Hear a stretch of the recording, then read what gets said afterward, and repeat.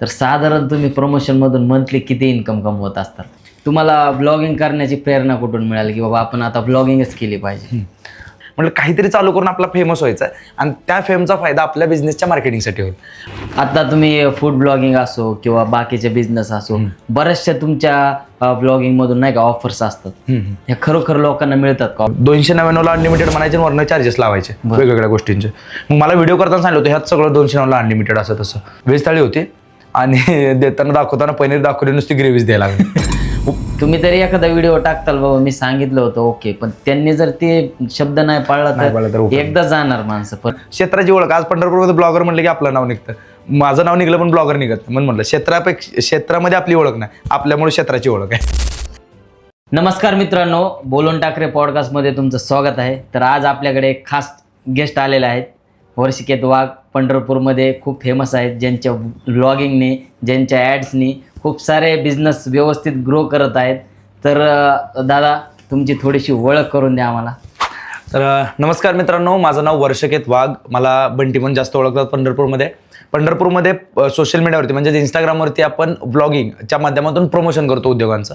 आणि त्या उद्योगांच्या प्रमोशनच्या माध्यमातून आता सध्याला जर माझी ओळख सांगायची झाली तर 50,000 फॉलोअर्ससोबत आता मी प्रमोशन करतो. आणि त्याच्यामध्ये एकमेव ब्लॉगर असेल माझ्यामध्ये असा सध्याला जो गॅरंटी देतो बिझनेसला की जर तुमचा ग्राहक वर्ग नाही वाढला तर तुमचे घेतलेले जेवढे प्रमोशनचे पैसे ते रिटर्न देतो. तर सध्या तरी एवढीच ओळख खूप जास्त आहे असं मला वाटतं. पंढरपूरमध्ये तुम्हाला खूप जास्त ओळखलं जातं दादा. हो, मी पण आलो होतो. बऱ्याचशा हॉटेलवाल्यांनी पण मला तुमच्याबद्दल बऱ्याचशा गोष्टी सांगितल्यात. तर चला आता प्रश्नांना सुरुवात करतो. नक्कीच. माझा पहिला प्रश्न असा आहे, तुम्हाला ब्लॉगिंग करण्याची प्रेरणा कुठून मिळाली की बाबा आपण आता ब्लॉगिंगच केली पाहिजे? तर सुरुवातीला ब्लॉगिंग म्हणजे असं मनात नव्हतं. चौगुले म्हणजे तो शेवट रे नावाचा एक ब्लॉगर, त्याचं ब्लॉग बघायचो, छान वाटायचं. मग असं लक्षात आलं की आपण जेव्हा उद्योगात उतरणार हे माहित होतं, कारण जॉब तर करायचं नव्हतं. चांगला 11,40,000चं पॅकेज होतं, सोडलं होतं फक्त बिझनेस करायच्या दृष्टिकोनातून. आणि त्याच्यामुळे म्हटलं आपण एक ब्लॉगिंग चालू करू किंवा आपण एक कंटेंट चालू करू काहीतरी. सुरुवातीला शिवाजी महाराजांवरती व्हिडिओ बनवायचो. म्हटलं काहीतरी चालू करून आपला फेमस व्हायचा आहे आणि त्या फेमचा फायदा आपल्या बिझनेसच्या मार्केटिंगसाठी होईल. आणि या उद्देशातून करताना ब्लॉगिंग चालू केल्यानंतर असं झालं की 4-5 दिवस गेले चांगलं. जवळचे लय हसलेले माझे आहेत तुम्हाला सांगतो ह्या गोष्टीचे, कारण जेवढे जवळचे हसले होते ते माझी ओळख सांगून ऑफर घेत येतात. बरोबर. तिथं सुरुवात झाली आणि पहिलं प्रमोशन भेटलं ते VIP ब्रँड स्टोअर अक्षय कारणे, म्हणजे अक्षय कदम नावाचा मित्र आहे, त्यांचे जवळचे मित्र अक्षय कारणे यांच्या VIP ब्रँड स्टोअरचा पहिला व्हिडिओ केला, म्हणजे जो कपड्याच्या विषयातला होता. आणि फूडमध्ये म्हटलं तर मानस परिचारक यांचं मेक्सिको कॅफे त्यांनी चालवायला घेतलं होतं त्याचा. ते दोन्ही व्हिडिओला व्ह्यूज एवढे भारी गेले, त्याच्यावरती आजपर्यंत एक दिवस गेला नाही की मला कोणी बोलवलं नाही प्रमोशनला किंवा या आमच्याकडे म्हणलं, कारण रोजच चालू आहे. तिथून घरी सुरुवात म्हणजे आयुष्यभर एक लक्षात राहील की सुरुवात बाबा म्हणजे बाकीच्या बिझनेसची म्हणलं तर VIP ब्रँड स्टोअर आणि मेक्सिको कॅफे पासून झाली. आणि तुमचं पॅकेज तुम्ही म्हणताय की मला एवढं पॅकेज होतं, काय तुम्हाला नोकरी कुठली लागली होती? आता एवढं मोठं क्रिप्टिकोनिक सिक्युरिटीज म्हणून कंपनी होती. म्हणजे माझं MBA झालं मार्केटिंगमधून. आणि MBA झाल्यानंतर कसं होतं की मला 1 वर्ष बॅन होतो MBA म्हणजे कॉलेजला, कारणामे तशीच होते. पण एक चॅलेंज घेतलं होतं की ह्या क्लासमध्ये जेवढी पोरं आहेत ह्या सगळ्यांचे जेवढं पॅकेज आहे ना त्याच्यापेक्षा 1,00,000 रुपये तर आपलं जास्त असलं पाहिजे कॉलेजला न जाता. आणि मग ते मनामध्ये ध्येय घातल्यानंतर मला करायचंच काय बी. मग त्याच्यामध्ये असं होतं की त्यांना जे शिकवत होते, मग आमचं एक कॉलेज, आता नाव घेऊ शकत नाही, त्या कॉलेजमध्ये ना प्रॅक्टिकल नॉलेजवर भरच दिला जात नाही. नुसतं लिहा, एक्झाम लिहा, हे लिहा, ते लिहा. मी म्हटलं हे सगळे 1 वर्ष काय करणार आहेत, लिहिणार आहेत, पेपर देतील, पास होतील, चांगले मार्क पडतील, आपण पॅकेज काढायचं. आणि तुम्हाला सांगतो ज्या कॉलेजनं मला 1 वर्ष बॅन केलं त्याच वर्षी जसं माझं पॅकेज आलं, मी पहिल्यांदा कॉलेजला पाठवलं, त्याच कॉलेजला माझा फोटो लावा लागला. पण आता ह्याच्यामध्ये मी कॅम्पसमधून शिकून तर मी जॉबच केला ना, त्यांनी फोटो लावायचा त्यांना अधिकारच नव्हता. म्हटलं जाऊ चढ आपलंच कॉलेज आहे, काय विषय नाही, शेवटी काहीतरी शिकलोय त्याच्यामध्ये. पण मला एक माहित होतं की बाबा जिथं चुकतं तिथं मान्य केलं पाहिजे. आणि त्यांनी ते केलं. मग पॅकेज चांगलं लागलं, थोडे दिवस ट्रेनिंग वगैरे घेतलं, त्यांचं ट्रेनिंग चालू होतं, पगार चांगली येत होती. आणि ट्रेनिंगला मी नसाजोच एक खाली मुलगा होता, तोच ट्रेनिंग अटेंड करत होता. सगळं वर्क फ्रॉम होम होतं पूर्ण. कंपनी अमेरिकेत वर्क करते. त्याच्यामध्ये असं झालं की त्याला 30,000 रुपये द्यायचो, बाकीचे मी घ्यायचो. मग परत असं वाटायला लागलं कुठेतरी हे सापडणार आहे पुढे जाऊन, ना आपल्याला तसाही जॉब करायचा नाही. मग ते थांबवलं, तिथून पुढे पूर्ण बिझनेसवरती फोकस आहे माझा. मी असं ऐकलंय की तुमच्या घरची परिस्थिती खूप मजबूत आहे. तर थोडक्यात बघायला गेलं तर तुम्ही ब्लॉगिंग करताय, तुमच्या घरचं चांगलं आहे. तर घरच्यांनी काय बरं तुम्हाला काय म्हणले की बाबा आता तू एवढं आपल्या घरचं पडलंय, तू कॅमेरा मोबाईल घेऊन फिरतोय, लोकांच्या ॲडव्हर्टाइजमेंट करतोय? सगळ्यात चांगला प्रश्न विचारला ना. महाराष्ट्रातल्या सगळ्या आईवडिलांना सांगतो, माझ्या आईवडिलांचा एक चांगला स्वभाव असा आहे की आजपर्यंत त्यांनी आम्हाला सांगितलंच नाही की करायचं काय. तुम्हाला जे करायचं ते करा, फक्त आयुष्यभर आम्हाला ताट मान्य समाजात जगायचं. आम्हाला जे सोडून दिले ना, मी सगळ्या आजपर्यंत तुम्ही मला क्षेत्र विचारलं तर सगळ्या क्षेत्रात पडलो ना, तिथं टॉपला जाऊन दाखवलं. म्हणजे ते एक स्वभाव आहे की ज्या क्षेत्रात जायचं तिथला बाप म्हणून राहायचं. त्या क्षेत्रामध्ये आपली ओळख नाही, आपल्यामुळे त्या क्षेत्राची ओळख झाली पाहिजे इथंपर्यंत. मग त्याच्यामुळे असं होतं की बापा म्हणलं की चला तुम्हाला करायचं ना, करा, बिंदास करा. क्रिकेट खेळलो, जिम केली, पॉवर लिफ्टिंग केली, कॉलेज आहे, फिरणं राहणं करा, काही करा. फक्त त्याच्यामध्ये कुठे आई वडिलांना हे नव्हते की बाबा आमचं कुठं नाव खाली करू नको. तेवढ्यापासून जास्त झालं. ब्लॉगिंग चालू केलं सुरुवातीला, करतोय ना, हा कर, ठीक. मग हे जो सपोर्ट मागणं हा लय मोठी गोष्ट आहे. एखाद्या म्हणजे मुलाला तुमच्या कोणतरी तुम्ही पॅरेंट्सच होता तर त्याला एवढा पुश मिळतो, तुला काय करायचं ते कर, फक्त आम्हाला हे नको. आणि ह्याच्यासारखं मोटिवेशनच नाही जगात. तुम्ही भले त्याला पैसे लावून सपोर्ट करा, त्याच्यापेक्षा पण नुसतं त्याला मोकळा सोडा, त्याच्यावर रिस्ट्रिक्शन कुठलं नसलं पाहिजे. आणि हे माझ्या आईवडिलांनी केलंय आणि त्यामुळे खरं म्हणतो की बाबा ही जी आत्ताची स्टेज आहे तिथपर्यंत पोहोचलो. कारण ही गोष्ट जी तुम्ही सांगताय हे सगळेच पॅरेंट्स नाही करू शकत. कारण बरीचशी मुलं अशी की जे स्वतःचे स्वप्न बाजूला ठेवून वडील आई वडील जसं म्हणते तसं करतात. त्यामुळे मला पण त्यांचे स्वप्न म्हणजे कुठेतरी एक स्वप्न आई वडिलांचं होतं की बाबा कुठेतरी ते क्लास 1 ऑफिसर, गव्हर्नमेंट सरकारी नोकरदार असं काहीतरी व्हावं. पण त्या स्वप्नाला मी म्हणजे 12वी झाल्यानंतर फाटा दिला की मी म्हटलं मला करायचंच नाही, मला बिझनेस. मी बीबीला 12वी झाली सायन्सनं, बीबीला ऍडमिशन घेतलं, MBA केलं ना, आणि मार्केटिंगमधून MBA केलं, मार्केटिंग करतोय, क्षेत्रातच आहे. आणि जेवढ्या गोष्टी आयुष्यात आवडतात त्या सगळ्या करतो, पहिला मुद्दा. त्यामुळे असं कुठलं क्षेत्र सोडलं नाही अजून. काय काय बिझनेस करताय आता? ब्लॉगिंग करताय, त्याच्या व्यतिरिक्त काय तुमचे स्वतःचे बिझनेस? स्वतःचे म्हटलं तर पहिला तर ब्लॉगिंग आहे, त्याच्यानंतर स्वतःचे कॅफे आहे, शेअर मार्केट आहे, एक कंपनी आहे वर्ल्ड वाईज एज्युकेशन, ज्याच्यामध्ये मी पार्टनर आहे. ती कंपनी म्हणजे बघायला गेलं तर त्या कंपनीचं खरं काम आहे की एज्युकेशनला गायडन्स करणं, विद्यार्थ्यांना म्हणजे बाहेर देशात शिक्षणासाठी सपोर्ट करते कंपनी, त्यांचं ॲडमिशन होईपर्यंत. मग त्या कंपनीमध्ये असा विषय की माझा पार्टनर सगळं काम बघतो, मी फक्त सुरुवातीला इनिशियल इन्व्हेस्टमेंट केली, मी सध्या बसून प्रॉफिट घेतो. आणि मला तो शिवाजी महाराजांचा विचार आवडतो की प्रत्येक वेळेस तुम्ही स्वतः जाणं गरजेचं आहे. बरोबर. तिथं काम ते करून घेणं, तिथं ती माणसं निवडणं. मग शिवाजी महाराजांनी तानाजी मालुसरे निवडले असतील किंवा बाजी प्रभू देशपांडे निवडले असतील, शिवकाशी निवडले असतील, हे शिवाजी महाराजांचं डोकं होते की तिथं माणसं निवडा आणि काम करून घ्या तर स्वराज्य बनतं. प्रत्येक ठिकाणी तुम्ही अब्दाला गेला तरी त्याचा उपयोग नाही होत. त्या विचारावर मी आता एवढे बिझनेस रन करतोय. पुढचा बिझनेस आता जो तुम्हाला जसं म्हटलं बिस्लरीचा जसा ब्रँड आहे तसा आपला इरा प्युअर नावाचा ब्रँडचं ओपनिंग मे बी थोड्या दिवसात होईल. आता 10 दिवसातच यावं. तुमचा स्वतःचा आहे का पार्टनरशिप? मला स्वतःचा म्हणजे स्वतःचा म्हणण्यापेक्षा कसं आहे की लोन आहे, लोन घेतलंय आणि आता मी आणि माझा भाऊ दोघं पण त्याच्यामध्ये आहे. सो ते लोन आम्हाला फेडायचं आहे दोघांना की बाबा त्या बिझनेसवरतीच. सो आता ते खरं मोठं आव्हान असणार आहे. आणि ब्लॉगिंगमुळे ते खरे ह्या बिझनेससाठी मी सुरुवात केली ती ब्लॉगिंगचे, सत्य सांगायला काय गेलं. पंढरपूरमध्ये आता तुम्हाला सगळेच ओळखतात. हा प्रवास कसा गेला तुमच्यासाठी? प्रवास तुम्हाला सांगतो एवढा भारी अनुभव आहे याच्यातला की म्हणजे आवडता प्रश्न म्हणतो माझा, कारण प्रत्येक प्रकारचा व्यक्ती बघायला मिळाला. आज पण आता रोज नवीन 10 लोक भेटतात.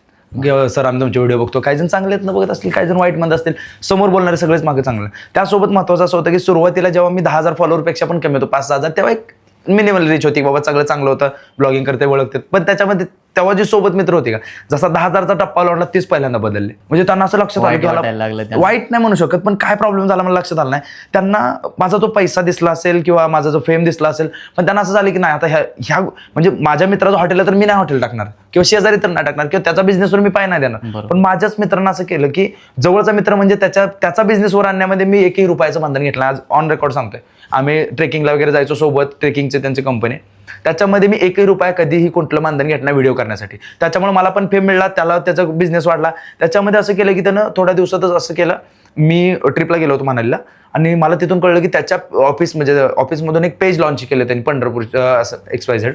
आणि त्या पेजवरून मी माझ्या डोक्यात असाल तू तर माझा मित्र आहे, आपण सोबत फिरतो, मी ट्रेकिंग कंपनी टाकले चालेल का तुला? नाही. मग तू एवढा लगेच पलटून, मग त्यानं जे असं केलं ते कुठेतरी मनाला लागलं की म्हटलं यार नाही. मी तेव्हापासून त्याला कधीच बोललो नाही. तो त्याची बहीण त्याचे मित्र एवढे मागं बोलतात, सगळं करतात. म्हणलं मागं बोलतात, प्रेमानंद स्वामींनी बी सांगितलं मागं बोललं म्हणलं की आपली प्रगती होते, बोला काय बोलायचं ते म्हटलं. काय फरक? तिथून पुढे उलट त्यांनी मागं बोलायला लागल्यापासून 20,000 ते 50,000 मिळून तो 3 महिन्यातच पोहोचलो. मग फरक नाही पडला. ती माणसं भेटली परत. अशी पण माणसं तुम्हाला सांगतो ज्यांचा सपोर्ट मला फेब्रुवारीमध्ये प्रमोशन नव्हते, गेल्या फेब्रुवारीमध्ये, आणि त्यावेळेला राजन थोरात नावाच्या एका माणसाला भेटलो, राजन मालक म्हणतो मी त्यांना. त्यांनी ना असं तो किस्सा मला खूप आवर्जून सांगा वाटतं, कारण त्यांनी काय केलं, मी म्हटलं की मला काय प्रमोशन म्हणजे असं भेटलं होतं की किती प्रमोशन करतात, म्हटलं भेटतात पण आता जरा कमी यायला लागले. त्यांनी एक फोन केला, कुणाला केला काय माहित नाही, हा आपला असा माणूस आहे, ते जाहिरात भारी करतात, बोला तुमच्या बिझनेसवर आणि सांगा आपल्या टीमला. तुम्हाला सांगतो मी पंढरपूरचा ब्लॉगर, मला मोहोळमधले 50 व्हिडिओ दिले त्या माणसानं. अरे वा. मला जाणं झालं नाही त्यांच्या परत पंढरपुरातले. असं मला 15 दिवस मी पूर्ण म्हणजे काय म्हणते रोज 4 व्हिडिओ केले तरी 15 दिवस पूर्ण फुल होतो असं त्यांनी हे दिलं. पण त्या मालकाचे म्हणजे राजन मालकांचे माझ्यावर उपकार आहेत असं म्हणतो की ब्लॉगिंग मध्ये वर येणार बाकीचे मित्र आहेतच म्हणजे ज्यांनी सपोर्ट केला. मग प्रथमेश काकडे आहेत, हर्षद कमले आहेत, भरपूर जण आता नावं सगळ्याची नाही. पण राजन मालकांचा एक तो जो हात आहे ना तो माझ्यासाठी काय म्हणतो वरदान ठरला. कारण तिथून जो ग्रिप मिळली, कारण अचानक एका फोनवरती तुम्हाला 50 प्रमोशन माझ्यासारख्या इनिशियल ब्लॉगरला लय मोठी गोष्ट होती. खूप मोठी गोष्ट. आता ह्या प्रवासामध्ये एखादा तुमच्यासोबत खूप वाईट किस्सा घडलेला एक सांगा आणि एक चांगला किस्सा सांगा. तुम्ही जसं म्हटलं वाईट किस्सा जर म्हटला तर वाईट काहीच नाही आपला बघण्याचा दृष्टिकोन आहे. मी प्रत्येक गोष्ट मला जिथं धोका पण मिळाला, जिथं प्रॉब्लेम पण झाला, पण तिथं मी हाच विचार केला की नाही यार करायचं आपल्याला, आपलं क्षेत्र आहे. कसं असतं ना मग ते माझ्या मित्राने एक स्टोरी टाकली त्याचं वाक्य मला नेहमी आठवतं की बाजारात आल्या नवीन शेंगदाण्यांमुळे बदामाची किंमत कमी होत नाही. आपण बदाम आहे जरी शेंगदाणे नवीन आले, कोणी त्रास दिला, कोणी काय केलं, आपल्याला काय फरक पडतो. एका म्हणजे जो इन्सिडेंट सांगितला की मित्रांनीच फक्त गदारी केली, असं केलं तसं केलं, त्याच्यामध्ये मला सुरुवातीला वाईट वाटलं. जवळच आहे रोज सोबत फिरणाऱ्या मित्राने असं केल्यानंतर आपल्याला जाऊन मित्र दूर जातोय त्यावेळेला तो सगळ्यात वाईट अनुभव होता. कारण रात्रभर झोपलो ना, सकाळी उठलो मम्मीला बोललो मम्मी असं तसं येते. मग मम्मी सांगितलं ठीक आहे तुझं का चालू ठेव आणि काय होत नसतं. मग मित्रांनी हेच सांगितलं की तू करत राहा, तुला कोण हे अडवत नाही. आणि तुम्हाला सांगतो त्याच्यानंतर किती जण आले, किती जण गेले, जवळच्या अजून बाकीच्या पण पोरांनी असं केलं की माझ्याच मित्राजवळ जाऊन बोलायचं, ह्याला थांबवायचं आपल्याला ब्लॉगिंग करून असं तसं. मग परत मला तिचं वाक्य आठवायचं, शेंगदाण्यांमुळे बदामाची किंमत कमी होत नाही. आणि चांगला अनुभव म्हणायचा झाला तर रोज चांगला अनुभव येतो की लोक भेटतात, तुमच्यामुळे माहिती मिळते त्यामुळे पंढरपूरची असं तसं. आणि अजून एक सांगतो सगळ्यात चांगला अनुभव, आता त्या मित्राला कळेल हे, तो कमेंट करेलच. मी जे साध्या एका गाड्याचा व्हिडिओ केला, त्याच्याकडून रुपयाचं बंधन घेतलं, म्हटलं तुझा छोटा गाडा आहे तुला मदत होईल म्हणून सुरुवातीला व्हिडिओ केला. व्हिडिओला 1 लाख 1.5 लाखच्या आसपास व्ह्यूज गेले. गाडा चांगला चालायला लागला, तरी 9 ते 12 फक्त गाडा लावतो, आता लोकांना कळेल. आणि त्याच्यामध्ये असं झालं की सुरुवातीला त्यांनी नाही म्हणले होते लग्नाला त्यांना कुठली तरी पोरगी, पण त्यांनी व्हिडिओ बघितला आणि गर्दी बघितली. अरे त्या गाड्यावरती गर्दी बघितलं पोराचं लग्न ठरलं.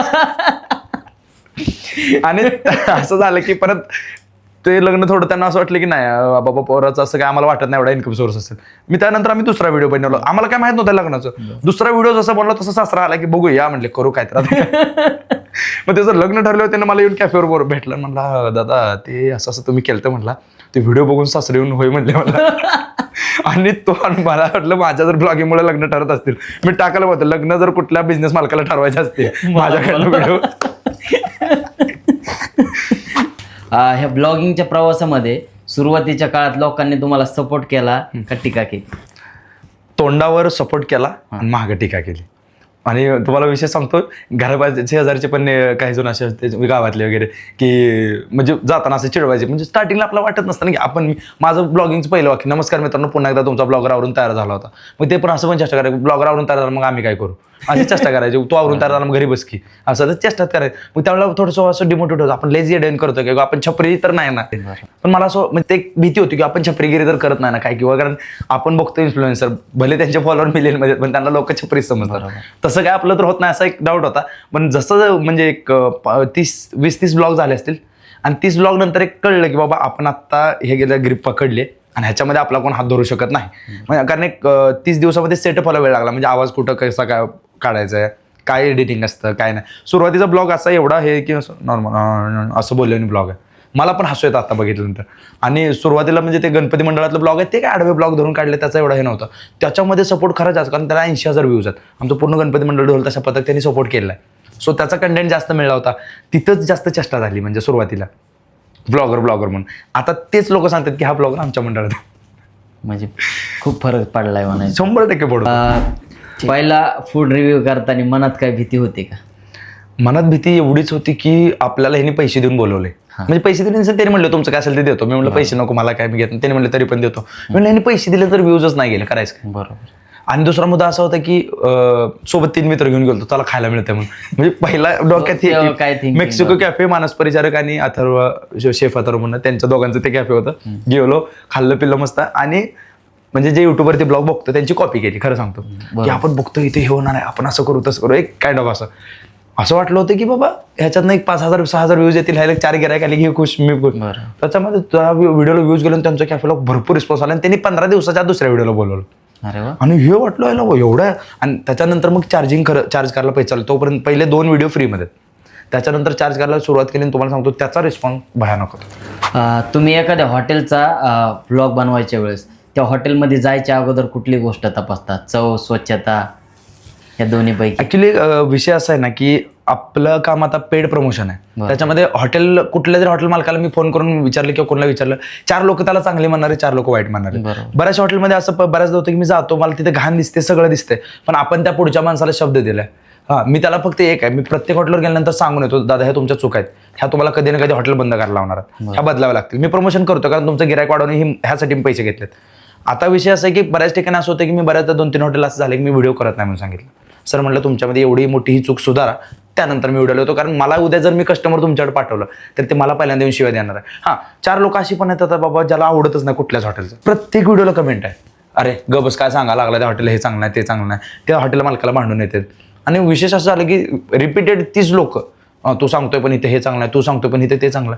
मी म्हटलं आता एखादी गोष्ट तुम्हाला चांगली वाटते किंवा न वाटते हे तुमच्या चवीवरती डिपेंड आहे. एखाद्याला तिखट आवडतं, एखाद्याला गोड आवडतं. आता हॉटेल मालकांना दोघांची चौकशी काढायची नाही. 10 लोक चांगलं म्हणतात, 4 लोक वाईट म्हणतात, मी कोणावर विश्वास ठेवायचा? आता त्यात काहीच नाही करू शकत. आता बऱ्याचशा हॉटेलला असं होतं ना, मी अजूनही करतो, म्हणजे थोडक्यात फ्री कन्सल्टिंग देतो. व्हिडिओ माझ्याकडून करताय तर तुम्हाला 4 गोष्टी अशा बिझनेसला सांगून जातो की त्यामधून तुम्ही त्या सुधारणा करा. जर तुमच्या हॉटेलला ग्रोथ नाही झाली तर मला बोलवू पण नका, मला पैसे पण देऊ नका. पण माझा शब्द म्हणून म्हटलं, जसं आता गुलट्याचा वाडा हॉटेल तुम्ही नाव घेतलं, तो माणूस असा आहे ना, खरं मला त्या माणसाचं कौतुक वाटतं की त्या माणसानं मला विचारायचं की असं करू तसं करू, मी सांगितलं की हे कर. आणि मी जर आत्ता शब्द, म्हणजे आमच्या दोघांचं भावासारखं नातं आहे, आता मी जर शब्द दिला गुलट्या उद्या हॉटेल बंद ठेवायचं तर तुम्हाला का म्हणून विचारणार नाही, डायरेक्ट दादा म्हणलंय ना बंद. आता तुम्हाला सांगतो, पंढरपूरमध्ये नाव, महाराष्ट्रामध्ये नाव आहे. ह्याचं कारण की तो माणूस तेवढा, म्हणजे त्या ठिकाणी काय म्हणतो आपण त्याला, तत्पर आहे की एखाद्याचं जर मार्गदर्शन घ्यायचं तर त्या पद्धतीने घ्यावं. आणि चवमध्ये मी सांगू शकणार नाही, मी काय आचार्य नाही, पण मला काय कळतं की कस्टमर म्हणून ॲज अ कस्टमर मी गेल्यानंतर मला काय पाहिजे बस. आणि मी इव्हन बऱ्याचदा आमचं प्राईस डिस्कशन होतं की हे एवढ्याला ठेवूया का, ते तेवढ्याला ठेवूया का. आता उणगा मुरगा थाळी काढली, त्याला पण दादा हे असं करायचं तसं करायचं. रोज सकाळी एखादा व्हिडिओ बनवून फोन येतो की दादा हे असा व्हिडिओ केला कसा वाटतोय. मग इथंपर्यंत येतो. आणि त्याचा मी प्रत्येक हॉटेल मालकाला सांगतो, तुम्ही व्हिडिओ बनवा, मला किती दिवस पैसे देणार आहे? बरोबर, मला पैशाला काय नको वाटत नाही, लक्ष्मी ते मी नाही म्हणत नाही, पण किती दिवस तुम्ही स्वतः उतरला धंद्यात. कारण आपल्या बिझनेसचं मार्केटिंग स्वतः केलेल्याचा तो खर्च जो वाचतोय तो बिझनेसमध्ये कुठेतरी अजून लावता येतो, बिझनेस वाढवता येतो. आणि स्वतः जेव्हा सांगतो, मी माझी गॅरंटी देतो, माझं कॅफे आहे तुम्हाला जसं म्हटलं, मी माझी गॅरंटी, आमच्या कॅफेला आज पण नियम आहे, या खा, आवड नाही तर पैसे द्यायचे नाही. कारण मी ब्लॉगिंग करतो, मी दुसऱ्याला सांगतो की असं इथं चांगलं आहे ते चांगलं, मग माझ्या कॅफेला लोक येऊन हे करणार आहेत ना आज अजूनपर्यंत. आणि जर चुकून एखादा म्हणलं कोल्ड कॉफी असे चेंज करून द्या, हे पिझ्झा असा चेंज करून द्या, चेंज करून पण नाही आवडलं राहू द्या दादा, पैसे फक्त तुम्ही पुढच्या वेळेला. आमच्याकडून चूक झाली असेल मान्य, असं म्हणजे सहसा 1-2 केसेस सोडल्या तर अजून तर कॅफेवरती असं झालं नाही की आम्हाला कोणाला बिल माफ करायची गरज पडली. बिल माफ मी स्वतःहून करतो, ते नाहीच कस्टमर धारा म्हणून बसायचे, नाही वाचू द्या का आम्ही खाल्लंय, फक्त हे चुकलं नाही म्हटलं, तुम्ही पुढच्या वेळेस मी त्यावेळेस आवर्जून बिल घेईल तुमचं, पण यावेळेस नाही. आणि ही गॅरंटी देण्यासाठी त्या धंद्यात तेवढं मग तत्परतेने उतरावं लागतं. कधी असा किस्सा घडलाय का की एखाद्या हॉटेलचं तुम्ही प्रमोशन केलंय, तिथं लोक जेवायला गेले, त्यांना जेवण नाही आवडलं आणि त्यांनी डायरेक्ट तुम्हाला फोन केला? भरपूर वेळा, लय वेळा. त्यांना काय तुम्ही कधी होतं तुम्हाला सांगतो. आधी एखाद्या हॉटेलमध्ये सिटिंग कॅपॅसिटी 50ची आहे, त्या हॉटेलमध्ये जेव्हा 150 कस्टमर जातो त्यावेळेला ते 50 जणांना पण त्यांना मॅनेज करतात. ते 50 कॅपॅसिटी म्हणजे ती 30 लोक आली की त्यांचं झालं बेडागर्क. बरोबर. त्यामध्ये कसं झालं तर बऱ्याचशा हॉटेल, आता पंढरपूरकरांना माहिती आहे, जिथं गर्दी झाली त्याच्यामध्ये गुलट्याचा वाडा हॉटेलचं नाव घ्यायला पाहिजे. तुम्हाला सांगतो 600-700 थाळी दिवसाला विकणार, पण दोघं भाऊ, शुभम कुंभार आणि विनोद कुंभार, दोघं भाऊ, दोघं वेटरिंग करतात, पण दोघांमध्ये एक रोटी सुद्धा कुठल्या टेबलला कमी जात नाही, एवढी भारी सर्व्हिस देतात. आणि त्याच्या उलट काही हॉटेल असं झालं की गर्दी झाल्यानंतर सर्व्हिस चांगली जात नव्हती. अगदी बरोबर. स्टार्टर आधी जातच नाहीये, आधी मेन कोर्स जातोय, मग स्टार्टर जातोय, कुठे काय. मग त्यांनी सांगितलं तू व्हिडिओ करू नको. मी म्हटलं तसं नाही दादा, तो धंदा नवीन आहे, त्याच्यासाठी आजपर्यंत 30च्या वर कधी गिरायक झालं नाही, तुम्ही एकदम 150 जण जाऊन बसलाय, त्याला फरक पडणार आहे. तिथूनच रिव्ह्यू खराब येतात. दुसरं काही कारण, प्रत्येक हॉटेलला काही ना काही त्याची ऑथेंटिसिटी असते, फक्त त्यांना ना ते मॅनेजमेंट जमलं पाहिजे. बरोबर. आतापर्यंत बऱ्याच हॉटेलचे तुम्ही रिव्ह्यू दिलेत, कधी असं झालंय का की एखाद्या हॉटेलचं तुम्हाला खरंच जेवण आवडलं नाही आणि डायरेक्ट तुम्ही निगेटिव्ह रिव्ह्यू दिला आतापर्यंत? म्हणजे व्हिडिओमध्ये कॅमेरा किंवा बॅक साईडला त्यांना बाबा ऑन कॅमेरा म्हणण्यापेक्षा काय होतं, तुम्ही आता एवढं तुमचं नाव झालंय, लोक ओळखतात, तुम्ही जर बोलले तर त्याचा बिझनेस पूर्ण ठप्प होणार. बॅक कॅमेरा तुम्ही बॅक कॅमेरा केलं होतं, एकदाच केलं होतं. मोहोळच्या एका हायवेलाच हॉटेल आहे, त्या हॉटेलला गेलो. सुरुवातीला गेल्यानंतर असं झालं की बिर्याणी कडू लागायला लागली. व्हेज हॉटेल, व्हेज नॉनव्हेज दोन्ही, पण सुरुवातीला व्हेजचा शूट करू म्हटलं, तर नंतर नॉनव्हेजचा करू. व्हेजच्या शूटला गेल्यावर अशी बिर्याणी आम्हालाच कडू लागली. मी म्हणलं उद्या कस्टमरला काय करणार. बरं उद्या म्हणलं तुम्हाला कस्टमर, आणि मी माझी ब्लॉगिंगची सुरुवात होती, म्हटलं दादा म्हटलं हे करू नका असं तसं. मग व्हिडिओला त्यावेळेला म्हणजे मी त्यांना 4,000 रुपये सांगितले होते, येणे जाण्यासाठी असं 4,000 रुपये सांगितले होते एका व्हिडिओचे. त्या व्हिडिओला गेलो, व्हिडिओ शूटिंग केला. मी म्हटलं दादा मला आवडलेलं नाही, तुमचं हॉटेल नवीन आहे, मी उद्या व्हिडिओ टाकतो, पण उद्या जर तुम्हाला समजा कस्टमर आलं आणि त्यांना नाही आवडलं तर आयुष्यभर तुटलं म्हटलं तुमचं कस्टमर. 4 दिवस घ्या, 8 दिवस घ्या, सगळ्या गोष्टी नीट करा, मी परत येतो म्हणून नवीन चालू केलं हॉटेल. आणि त्यानंतर त्यांनी एक 9-10 दिवसांनी मला फोन केला या म्हणून. मी गेलो त्या हॉटेल, त्यांना व्हेज नॉनव्हेज दोन्हीचा व्हिडिओ बनवला. त्यांनी जी सुधारणा त्या 8 दिवसामध्ये केली ना, खरंच मानलं पाहिजे. मोहोळला म्हणजे पंढरपूर मोहोळला जाताना ना, मोहोळच्या अलीकडे डाव्या बाजूला मोठं हॉटेल आहे, जवर्ण नाव आहे त्याचं. पण त्यांनी जी प्रगती केली त्या हॉटेलमध्ये तुम्हाला सांगतो आता, म्हणजे ॲम्बियन्स चांगला आहे, फूड एकदम अमेझिंग आहे. मग तसं मग मला खूप आवडतं की बाबा त्यांनी ऐकतायत ना समोर जाऊन, तर त्याला सांगायला पण काय वाटत. आता फूड ब्लॉगिंग करताना कधी असा प्रसंग घडलाय का की एखाद्याचा व्हिडिओ तुम्ही बनवलाय आणि त्यांनी फोन करून सांगितलं दादा हे टाकू नका? हे मला आवर्जून बोलायचं आहे. आणि फूड ब्लॉगिंग नाही, आता ओव्हरऑल ब्लॉगिंग मध्ये काय होतं, मला XYZ एका कपड्याच्या दुकानावर बोलवलं सुरुवातीला. मला म्हटलं आपला व्हिडिओ करायचा. म्हटलं हे चला, म्हणलं ओके, काय आपलं रोजचं आहे काम. गेलो, म्हटलं इथं हे मिळतं ते मिळतं, ही ऑफर चालू ती ऑफर चालू, व्हिडिओ ओके, सगळं पत्त्याचं डन टाकला. व्हॉट्सअपला व्हिडिओ मेसेज होतं, नाही सर व्हिडिओ आम्हाला अप टू द मार्क वाटत नाही, आपण करायचं नाही. मी म्हटलं हे कुठून आलं, मी पहिलेच अनुभव होता माझा. म्हटलं अरे म्हटलं नाही असं नसतंय, पैसे द्यायचे म्हटलं, मी व्हिडिओ टाकायचा, संपलं इथं आपलं.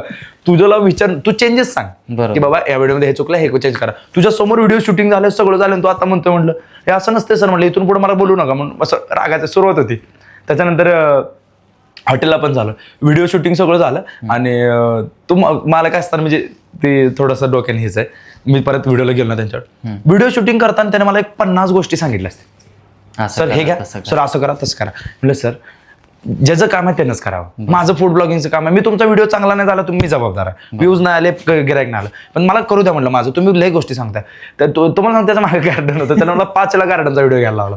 नाही इकडून नाही घ्या, नाही त्या घसरगुंडीवर नाही घ्या, नाही इकडून. मग मला असं चिडचिड होतेच ना माणसाची, बाबा माझं काम करू द्या. व्हेजचा व्हिडिओ बनवला, तुम्हाला सांगतो व्हिडिओ बनल्यावर म्हटलं हे नाही राव तुमच्यात काय क्वालिटी नाही म्हणलं व्हिडिओची. म्हटलं पंढरपूर येडा आहे म्हटलं मला बोलवायला, तुम्हीच एकटं छान आहे म्हटलं माझ्या व्हिडिओ क्वालिटी. म्हटलं तुमचं पैसे बी नको, मला काय नको, फक्त मला व्हिडिओला बोलू नका म्हटलं. अहो नाही दादा तसं नसतंय, पण तुम्ही असं त्यांचा व्हिडिओ असा केला ना आमचा व्हिडिओ कसा. मी म्हटलं तुमच्यात आणि त्यांच्या व्हिडिओमध्ये वेगळे पण असलं तर त्यांचा तुमचा सेम व्हिडिओ बनला, त्यांचं गिरायक पण तुमच्याकडे किंवा ते मला पण नाही ना बरोबर वाटत, नवीन काहीतरी द्यावं लागणार म्हटलं. हा असं असतंय का म्हटलं. बरं मग कसं करता, टाकताय काय? म्हणलं नाही टाकत म्हटलं, आता म्हटलं माझी इच्छा मिळली आहे म्हटलं टाकायची, मला पैसे पण नको आणि तुमचा व्हिडिओ तुम्हालाच राहू द्या म्हटलं. तेव्हापासून त्या मालकाकडे गेलो ना, बिझनेस मालकाकडे. परत व्हेजच हॉटेल आहे, कळतं करणाऱ्याला कळते, कारण ती माणूस गिरायकाला तसंच वागवतो. आता तुम्ही फूड ब्लॉगिंग असो किंवा बाकीचे बिझनेस असो, बऱ्याचशा तुमच्या ब्लॉगिंग मधून नाही का ऑफर्स असतात, ह्या खरोखर लोकांना मिळतात का ऑफर्स? 100%. मला जर आता मी ऑफर टाकतो की 299ला थाळी, 199ला थाळी, किंवा एवढा ऑफ आहे तेवढा ऑफ आहे, जर नाही दिलं मी जाऊन बांधतो स्वतः. काय झालं म्हणून आता एका हॉटेलला असं किस्सा चालतं की 299 अनलिमिटेड असं काहीतरी ऑफर होती आणि चालू झाली ऑफर. आणि त्यांनी काय करत होते की 299ला अनलिमिटेड म्हणायचे आणि वरनं चार्जेस लावायचे वेगवेगळ्या गोष्टींचे. मग मला व्हिडिओ करताना सांगितलं होतं ह्यात सगळं 299ला अनलिमिटेड असं तसं. मी व्हिडिओमध्ये ते सांगितलं तेच विकायचं, त्याच्यामध्ये हे घेतलं का ते घेतलं काय, अनलिमिटेड तुम्ही सांगितलं. आणि मग त्यांनी झालं कस्टमर लगेच फोन मला म्हणजे दादा असं झालं, आणि ओळख सगळीकडे आहे, सगळे मला पर्सनली बोलतात भेटतात वगैरे. म्हणलं दादा हे असं झालं हे बोलतोय तसं बोलतोय. मी हॉटेल मालकाला फोन लावला, म्हणलं मी व्हिडिओ डिलीट करतो आणि इथून पुढे येत नाही, एकतर तुम्ही ते बदला. नाही म्हणलं जरा परवडत नाही. म्हणलं तू ते मला आधी कळायला पाहिजे, ऑफर टाकताय ना, ऑफर ही तुम्ही गिरायक कसं टाकताय, त्यांना क्वालिटी द्या, पुढच्या काळात तुम्ही कमवाल पैसे. पण इथं जर आता कस्टमर गेलं म्हटलं तर आयुष्यभर कस्टमर भेटणार नाही म्हणलं तुम्हाला.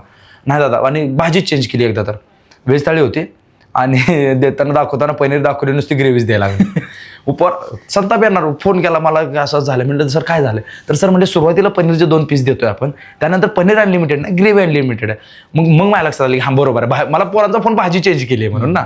मग मी व्हिडिओमध्ये माझ्या पण मी म्हटलं होतं की सुरुवातीला पनीर मिळेल, सो त्यानंतर तुम्हाला अनलिमिटेड ग्रेव्ही मिळेल. कारण पनीर जर किलोभर ही खाऊन गेली तर मला करा 299 काय परवडायचं. आणि पोरं अर्धा किलो पनीर आरामात खाते, 400 रुपये किलो पनीर आहे, नाही ना परवडणार. मग ते विषय होता. मग त्याच्यामध्ये असे चेंजेस होत राहतात की बाबा मला सांग, आणि मी फॉलोअप घेतो आवर्जून. मी प्रत्येक बिझनेस ओनरला सांगतो की तुम्ही गिराईक वाढल्यानंतर ते म्हणजे तुम्हाला जेव्हा रिस्पॉन्स येईल तेव्हा मला फोन करा की बाबा हां वाढलं, नाही वाढलं म्हणून मला फोन करा, मी सगळे पैसे रिफंड देतो. कारण मला देव बघतोय, मी तुमचे पैसे घेतले तर मला पण झालं पाहिजे. हां ते मला देव बघतो, मी जर तुमचं फुकट पैसे घेतले तर उद्या काय करू. पण त्यांचं पण एक गोष्ट आहे की लोकांना जर एखादी ऍड द्यायची तर त्यांनी जे आहे ते एकदम रिअल सांगितलं पाहिजे. कारण काय होतं त्याने तुमच्यापेक्षा त्यांचं जास्त नुकसान होणार आहे. हां तुम्ही तरी एखादा व्हिडिओ टाकताल बाबा मी सांगितलं होतं ओके, पण त्यांनी जर ते शब्द नाही पाळला पाळला तर तर उपयोग एकदा जाणार माणसं, परत जाणार. बहुतेक कपड्या दुकानाबाबतीत असं लय वेळा झालंय की व्हिडिओ टाकलाय आणि मालच 2 दिवसात संपतो. आता पोरं 2-3 दिवसांनी गेल्यानंतर असं होतं की ते तिथं मालच नाही, ऑफरच नाही. कारण कसं होतं, आता टी शर्ट 200 रुपयाचा मी ऑफर टाकली, हा 200 रुपये टी शर्ट घेऊन जा, ऑफर संपते म्हणजे ऑफर 4 दिवसाची असते, माल संपतो पहिल्या दिवशी. बरोबर. दुसऱ्या दिवशी कस्टमर जाते दाखवा, मग हे 400 वाले टी शर्ट दाखवतात, घ्या दादा ही 400 ला, 200 वाला कुठे संपला दादा. मग त्यांना असं पोरांना असं वाटतं की ही फेक ऑफर लावून आम्हाला इथं बोलवायसाठी केली. येड्यात पण आता रिअलिटी अशी आहे की मला माझा रिस्पॉन्स कधी कळला, जेव्हा स्वतःच कॅफे टाकून व्हिडिओ बनवला तेव्हा कळलं की आपला रिस्पॉन्स काय आहे. बरोबर. मग ते माहिती की बाबा बिझनेसला त्या ग्रोथ मी सांगताना मला विचारतो की किती आहे तुमच्याकडे, हां ऑफर 2 दिवस टाका एवढंच संपतंय. बरोबर, खरं. आतापर्यंत बऱ्याच मोठ्या हॉटेल्सचे तुम्ही व्हिडिओ केलेत. आता एखाद्या छोट्या हॉटेलचं तुम्ही फूड ब्लॉग काढला सपोज आणि त्याचा बिझनेस वाढलाय, असं कधी झालंय का तुमच्या डोळ्यासमोर? म्हणजे तुम्ही एक एक्सपेक्टेड किती उदाहरण असतील माझ्याकडे? एखादं खास सांगा, एखादं छोटस आहे तुम्हाला त्याचा तुम्ही मी व्हिडिओ 20 ते 25 उदाहरणं देतो आणि ऑन रेकॉर्ड बोलतो. आता हे काय माझ्या नाव सहित सांगू शकता? नावच गुलट्याचा वाडा हे आहे, हां. त्याच्यानंतर आता कृष्णाई म्हणून आहे आमच्या मुंडेवाडी पाटला, तिथून म्हणजे छोट्यात म्हणू शकत नाही, पण कुठलाही बिझनेस असं पण झालंय की बंद पडलेला बिझनेस पण चालू केलं की आता बाबा आम्ही बंद करणार होतो पण बघा काय झालं तर झालं, इथंपर्यंत चालू केलं. भरपूर म्हणजे उदाहरणं अशी भरपूर आहेत. आणि त्याच्यामध्ये एक आहे की गुलट्याचा वाडा होतं, त्यांचं कष्ट चांगलं आहे, मी तसं नाही, मी श्रेय नाही ना, त्यांनी कष्ट केलं, तिथून सुरुवात. कृष्णा हॉटेलला पण मी व्हिडिओ करून दिला, म्हटलं गिराईक आणण्याची जबाबदारी माझी, टिकवण्याची जबाबदारी तुमची. बंद पडलेले कॅफेज वगैरे होते ज्यांना एक असा बूस्ट मिळून गेला की यार तिथून त्यांनी सुरुवात. आणि त्यांनी पण महत्वाचं केलंय की जपलंय कस्टमरला. मी व्हिडिओ केला, 4 गिराईक आले आणि तुम्ही नाराज केला, विषय संपला. बरोबर. मला त्याच्यात पण असे बरेचसे उद्योग आहेत ज्यांचं छोट्यातला छोटा उद्योग ज्याच्यामुळे मी व्हिडिओ करून किंवा प्रमोशन करून त्यांना फायदा करून दिला. मी पण पैसे घेतले, मी काही उपकार केला ना त्यांच्यावर, त्यांनी क्वालिटी जपली, त्यांनी वर गेले. अशी भरपूर उदाहरणं आहेत. आणि पंढरपूरमध्ये तुम्हाला जसं म्हटलं गिराईक नाही वाढले की पैसे परत, अजून पण ऑफर चालू आहे. बरं, कधी असा किस्सा झाला का तुम्ही एखाद्याचा व्हिडिओ टाकला हां आणि त्याला व्ह्यूजच नाही गेले, मग त्या हॉटेलवाल्याने तुम्हाला फोन केला, काय बनते दादा तुम्ही व्हिडिओ टाकला, व्ह्यूजच नाही आले, आमचे पैसे रिटर्न द्या. मी व्ह्यूजची गॅरंटीच देत नाही, व्ह्यूज नाही, कस्टमरची गॅरंटी. कस्टमर नाही आलं तर तेच सांगितलं मी तुला, गॅरंटी देतो. आजपर्यंत अजून कधीच असं झालं सिंगल मेसेज नाही साधा की माझे फॉलोअर जेव्हा 21,000 होते तेव्हा 9,000 फक्त व्ह्यूज गेलेत. 9,000 व्ह्यूज मध्ये त्याने ॲव्हरेज सेल कितीचा केला असेल? 9,000 मध्ये काय किंमत किती होती? त्याच्या प्रॉडक्टची किंमत होती 700, 500-700, 500-700 ॲव्हरेज हे होतं. 30-40 हजार, 2.25 लाख रुपयाचा सेल एका दिवसात केला. अरे वा. एकच व्हिडिओ केला की इथं बॅग प्रिंटिंग करून मिळतात. माझ्या जेवढे मित्र आहेत जेवढ्यांचे मी व्हिडिओ केले सगळ्यांनी माझ्याकडे नंबर घेतला, केव्ही इंडस्ट्रीचा नंबर द्या, आम्हाला आमच्या पिशव्या छापून घ्यायच्या. आणि त्या दादांनी स्वतः, आता विक्रम कोळेकर म्हणून आमचे मित्रच आहेत, त्यांनी स्वतः बघत असेल तर त्यांनी कमेंट करतील, त्यांनी स्वतः फोन करून सांगितलं दादा खरंच तुमच्यामुळे फायदा झाला. व्ह्यूज नाही हो, व्ह्यूज महत्वाचे नाहीत. तुम्हाला पण माहिती, मला पण माहिती, टेलिग्रामला मी 1 लाख व्ह्यूज 100 रुपयामध्ये घेऊ शकतो. काय फायदा आहे? काहीच फायदा नाही. पण माझ्याकडे 14,000 व्ह्यूजचा माणूस आहे ज्यांना स्वतः सांगितलं की 2.5 ते 1.5 महिन्यामध्ये 4 लाखाचा बिझनेस 2 दिवसात केला. म्हणजे असं म्हणता येईल की तुमच्या व्ह्यूज ज्यांना गरज आहे त्यांच्यापर्यंत व्हिडिओ जातात. कधी असं झालंय का की घेतलेले पैसे रिटर्न द्यायला लागलेत प्रमोशनचे? मी तर तुम्हाला सांगितलं, एक सिंगल कॉल नाही ना. गॅरंटी म्हणजे गॅरंटी. कामावर असा विश्वास पाहिजे ना, क्षेत्राची ओळख. आज पंढरपूरमध्ये ब्लॉगर म्हणलं की आपलं नाव निघतं, माझं नाव निघलं पण ब्लॉगर निघत नाही. म्हणून म्हटलं क्षेत्रामध्ये आपली ओळख नाही, आपल्यामुळे क्षेत्राची ओळख आहे. तुमच्या व्हिडिओमुळे किती हॉटेलवाल्यांचे नशीब बदलले? आज सरास जेवढ्यांचे व्हिडिओ केलेत त्यातलं कोणच असं म्हणणार नाही. म्हणजे माझ्या आयडियावरला कुठलाही व्हिडिओ काढा, त्याच्यावरती त्या बिझनेस ओनरचा नंबर असतोच. त्या नंबरला फोन करून कुठल्याही नंबरला विचारा की दादा तुम्ही व्हिडिओ केला तर खरंच फायदा होतो का? ते एकच सांगा, नाही राव लय भारी फायदा होतो, काय अडचण, आमचं गिराईक वाढलं.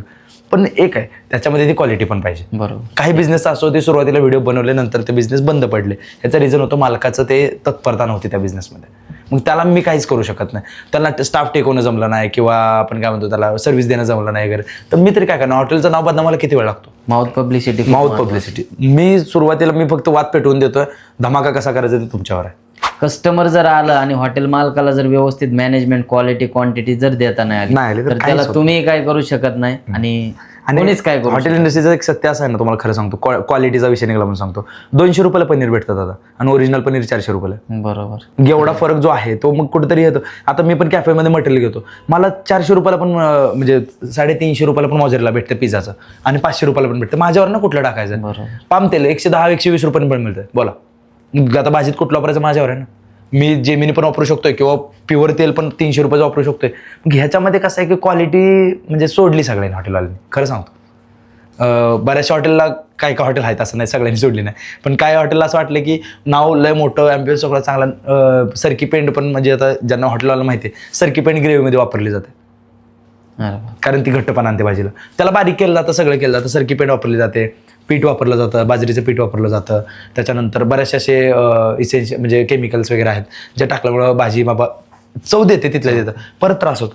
बरोबर. मग ते असं वाटलं की म्हणलं लोकांच्या जीवाशी खेळ आहे, किती जरी झालं तरी आज नाही पण उद्या तर नाही आहे, मग तुम्ही पैसे कमाल, मग कोटी रुपये कमाल, त्यांचा तळतळाट आहे. बरोबर. आज नाही तर उद्या कुठं इथंच फेडायचं, कुठं तर नाही इथंच फेडायचं. क्वालिटी खूप महत्वाची आणि ढासळ मिसळ नाही केली पाहिजे. खूप होते आणि किचनची स्वच्छता नाही, बऱ्याच गोष्टी पाणी चांगलं नाही किंवा काय, ह्या गोष्टीमध्ये दिसतंय समोर पण बोलता पण येत नाही, कारण हॉटेलचं नाव तेवढं आहे. तुमचं हे चुकतंय. त्यांनी बऱ्याचशा हॉटेलला केलं की त्या हॉटेलनं जेव्हा सुधारणा केली जाऊन लगेच व्हिडिओ बनतात, ह्या हॉटेलला आपण व्हिडिओ केला पण ह्याने यांची चूक सुधारली, आता परत जावं. खूप चांगली गोष्ट करतात ते, बऱ्याचशा गोष्टीमध्ये दाखवतात.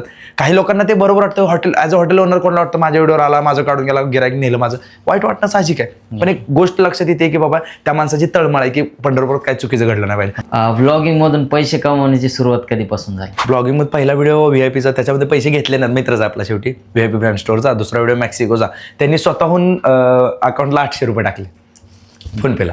अजून पण माझ्याकडे मानस परिचारकचा नंबर असल्यामुळे ते फोनपेला आहे. त्याने 800 रुपये टाकले होते आणि म्हणजे मी नको म्हणतो होतो, ते म्हणलं अरे घे असं दे, तुझं काय असतील ती घे.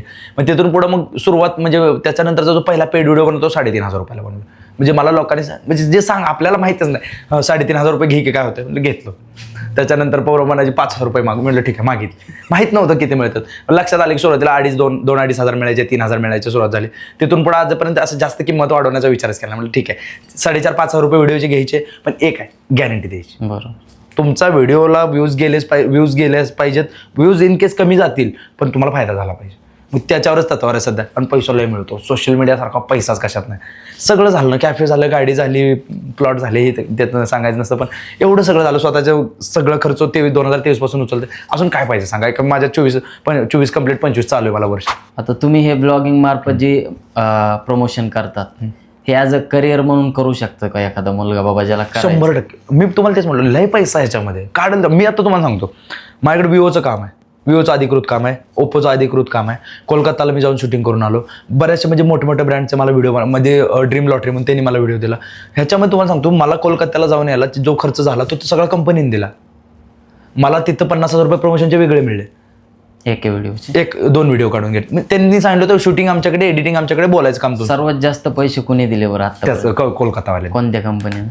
त्यांचा ड्रोनची कंपनी आहे, सो पवन ड्रोन आहे, एड्युक्विज कंपनीचा पवन ड्रोन. मी कोलकाताला गेलो होतो मध्येच त्या शूटसाठी, आणि त्यांनी मग पैशाला हे कमी केलं. म्हणजे ते आता बघत असेल त्यांनी, आता 50,000 सांगून चूक केली मी, कारण बाकी इन्फ्लुएन्सर जास्त मागतील. पण ठीक आहे, येणं जाणं दिलं, राहण्याची सोय त्यांची, एक असिस्टंट दिला सोबत, सगळं म्हणजे खूप चांगली सोय केली. आणि तो एक नवीन एक्सपिरियन्स होता की बाहेर जाऊन. ओप्पोचं काम पंढरपुरात माझ्याकडेच आहे. ओप्पो कंपनीचा नवीन मोबाईल आला, माझ्याकडनं व्हिडिओ बनवून घेतात, त्याचं पण चांगले पैसे मिळतात. आता नको सांगायला, कारण विवो आणि ओप्पो दोन्हीचं काम माझ्याकडे. कमी घेतं आपण पण एवढं देऊ. बरोबर, पैसा ठिकाण लय पैसा त्याच्यात. करिअर म्हणून करा. मित्र असं सांगितलं याच्यामध्ये का नाही, जेवढं हाय लेवल जसं फॉलोअर्स वाढतात तसा पैसा वाढतो.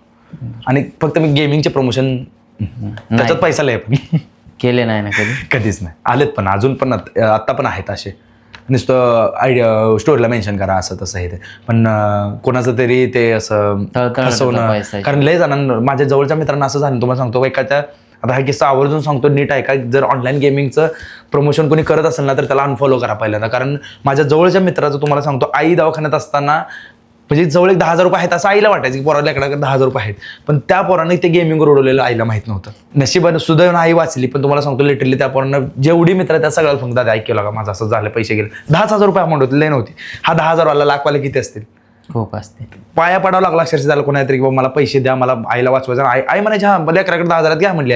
आईचं काय चुकतंय, ती आई साधी बोल. ह्याचं चुकलं कुठं की बाबा असं होतं की ते काहीतरी कलरची गेम होती आणि त्यात म्हणलं पैसे डबल होते 200 टाकायचा, 10,000 गेले कळले ना. आणि काय राहिलं मग ते, मला तर गेमिंगचं प्रमोशन ज्यांनी केलं ना, लाज वाटायला पाहिजे एका मुवमेंटला की तुम्ही एवढ्या लाखांचा तळतळाट घेताय. आणि गेमिंगच्या प्रमोशनचं सत्य असं आहे, 200 रुपये जर मी गेमिंगच्या ॲपला टाकले तर 80 रुपये 160 रुपये इन्फ्लुएन्सरला जातात. 80% इन्फ्लुएन्सरला, 20% फक्त त्या गेमिंगच्या कंपनीला. यांना सगळा पापला मला प्रमोशन जे आले त्यात एक वाक्य क्लिअर रहता, सर 80% आप रखो, 20% हमें चाहिए, बस गेमिंग का प्रमोशन करो, जो भी आपके लिंक से आएगा 80% आपका. म्हणजे 100 रुपये पोरगं टाकते, 80 रुपये मला येतात. उगं नाही गाड्या घेतात आणि कुठं ते हे होतात. सत्य आहे. आता तुम्हाला माहिती का पाठीमागे एक पूर्ण फॅमिली संपली होती फॅमिली संपली हो. ते गेमिंगमुळे. फॅमिली संपली. परत एका माणसानं ट्रॅक्टर विकला, जमीन विकली, 90 लाख रुपये गेमिंगवर घालले. 90 लाखातल्या विषय म्हणजे कोटी रुपये घालले, त्यातल्या 80 लाख रुपये ह्या इन्फ्लुएन्सरच्या अकाउंटला आलेत. लाज वाटायला पाहिजे. आपण एवढे परिवार उद्ध्वस्त करू, आपल्याला फक्त पैसे मिळतात म्हणून करायचं. चुकीचं आहे. हा, मी पण पैसे घेऊनच करतोय प्रमोशन, पण एक आहे त्याच्यातून कधी कोणाचं वाटोळ होऊ नाही दिलं. बरोबर. मला त्याचा सार्थ अभिमान आयुष्यभर राहील. आणि तुम्ही अजून एकदा सांगतो, लाजा वाटल्या पाहिजे तुम्हाला ही गोष्ट करताना. आता जे इंस्टाग्रामच्या बऱ्याच लोकांच्या चांगल्या चांगल्या आयडी सस्पेंड होतात, याला काय कारणीभूत असू 100% दुसरं काहीच नाही. इलिगल गेमिंगचं जिथं जिथं केस पडला, आता समजा केस पडली, त्या कंपनीवर केस झाली, त्याचा इन्फ्लुएन्सर 100% आयडी जाणार. इंस्टाग्राम प्रत्येक ह्याला ट्रॅक करतो. तुम्ही लहान लेकरला मारताना एखादा व्हिडिओ टाका, ते सुद्धा इंस्टाग्राम ट्रॅक करून तो व्हिडिओ बाबा कम्युनिटीच्या अगेन्स्ट आहे म्हणून तुम्हाला लगेच हे येतं. मी साधं ब्रँडचं एका प्रमोशन केलं तर रिचरिस नावाचा ब्रँड आहे, तिथं XYZ ब्रँडचे कपडे विकले जातात. त्याचं मी नाव घेतलं आणि सांगितलं की इथं ब्लॅकने विकलं जातं, म्हणजे कमी किमतीत मिळतं. ते लगेचच मला तो व्हिडिओ डिलीट करावा लागला. त्या ज्याने व्हिडिओ ज्या ब्रँडचा केला त्याची आयडी सस्पेंड झाली. इथंपर्यंत मुलं इंस्टाग्राम लक्ष देत आहे. मग तुमची आयडी जायला काय. मग म्हणजे ज्यांना आता आयडिया, मग खरं म्हणजे आता हे शब्द त्यांना लय लागतील, पण ज्यांची आयडी गेलं म्हणून रडताय ना, ती आई किती रडली असेल जिच्या पोराचं एवढं तुम्ही वाटोळ केलं. बरोबर. लय बोलायला लय सुचतंय, पण खरं सांगतो, तुमची आयडी गेली आणि तू परत महत्वाचं आयडी गेलं रडताय कशासाठी. तुमचं टॅलेंट गेले काय. नाही फॉलोअर्स परत मिळू 0. मला तुम्हाला सांगतो, उद्या जर माझी पण आयडी जर गेली, समजा जाणार नाही, आपण काम वाईट केलं नाही, समजा काय कारण असतो, कोणी हॅक केली काय गेली, तर माझं टॅलेंट घेऊन जाऊ शकत नाही. पुन्हा त्याच जोशानं उभा राहील, परत कमी होईल फॉलोअर्स. रडत बसणं आपलं यायला, रडायचं. अगदी बरोबर दादा, खूप छान बोलले तुम्ही. आणि खरोखरच मला पण वाटतंय कुठंतरी ते आता आपल्या भारत देशात पण गेमिंग बॅन झालेली बघता येईल. तर बॅन झाल्यामुळे आयडी उडायला लागले ना. खूप चांगली गोष्ट आहे की हे केलंय सरकारने पण, कारण गरज होती. खूप फॅमिली आधी व्हायला पाहिजे आणि अगोदरच व्हायला पाहिजे. आणि ज्यांनी केलंय त्यांचंच मला वाटतंय, किंवा काय वाटतंय तुम्हाला. ज्यांनी केले म्हणजे सुरुवातीला ना ह्या इन्फ्लुएन्सरला तर त्रास द्यायला नाही पाहिजे. शेवटी त्याच्यामध्ये कष्ट पण आहे, मी असं नाही म्हणत आहे, कष्ट पण मला पण माहिती किती घासावं लागते, पण त्याला धरला पाहिजे ज्याने गेम काढले. हा, हे बरोबर. आणि त्याला धरून का नाही, म्हणजे मी तो चौकात आणून मारला पाहिजे किंवा नागडा करून. कारण तुझ्यामुळं सुरुवात तिथून झाली ना, मुळंच उपटून टाकायचं. खोडाला काय गाव घालत बरोबर आहे. मुळापासूनच उपटून टाकायला पाहिजे. ती कडू जे झालं ना, त्यांना कुठंतरी थांबवायला पाहिजे होतं. लय माझ्या जवळच्या लय, आता तुम्हाला किस्से सांगायला गेलं ना, माझ्या एका 4.5 लाख रुपये कर्ज आहे मित्राला, माझ्या वयाचा अजून रुपया कमवत नाही, फक्त गेमिंगमुळे. जवळचा मित्र आहे, तो बघत असेल तर त्याला माहिती आहे. पर्याय नाही, घरी पण सांगू शकत नाही, मरायचे विचार येतात म्हणतो. थोडक्यात असं म्हणता येईल का की तुम्ही बाहेर म्हणताय गुटखा विकू नका, कंपनी तर चालूच गुटखा बनवणार. 100% सेम तसं झालंय. मग काय सांगतो, आता विचार कर ना, उद्या जर तो माझा मित्र मिळाला ना, बरं मी मदत करू शकत, तुम्हाला सांगतो, मैत्रीत पैसा आला किती मैत्री राहत नाही, ते शब्द बदलतात सगळं. मी पैसे बरं 4.5 लाख रुपये देणं माझ्या, मी पण लगेच द्यायला काही एवढा श्रीमंत झालेला नाही. पण एक विषय, तो मरायचे विचार, मग आमचं बोलतो ना, आता मला मरण्याशिवाय पर्याय नाही. ते आम्ही म्हटलं मर केलंय तुझं, आता काय जगून तर मरत नसतो, एवढं सोपं नाही मरणं. समोरचा मरणार आहे का, मरणार कधी बोलून दाखवत नाही, मारणारा म्हटलं भोग तूच काय. मग आम्ही बरं नादलंय वाईट बाकीचे, निवांत फिरायचं, खायचं प्यायचं खेळायचं असले नाद, आणि इकडं तर कामाच्या नावानं बोंब. म्हणलं 4.5 लाख रुपये करायचं, राहत असंच तुलाच फेडायचं आयुष्यभर. सांग का रे, त्याला बाप मारतंय. एखाद्या ऍडचं प्रमोशन करायला नाही म्हणलेत का तुम्ही आतापर्यंत कधी. हो, कालच म्हणलो.